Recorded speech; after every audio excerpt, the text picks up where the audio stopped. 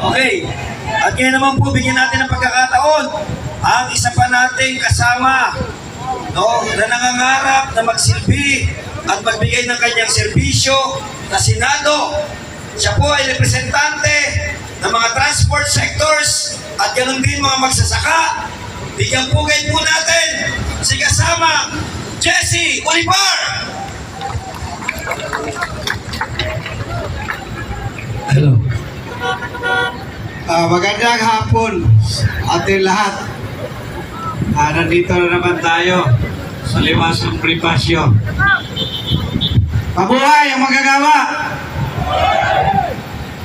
Itong lingkod na nasa inyong harapan, may eleksyon man o sa wala, lumalaban na po ito. Kasama si Atty. Merales. Kahit saan kami napunta, sa gitna ng kalsada, lumaban na po tayo.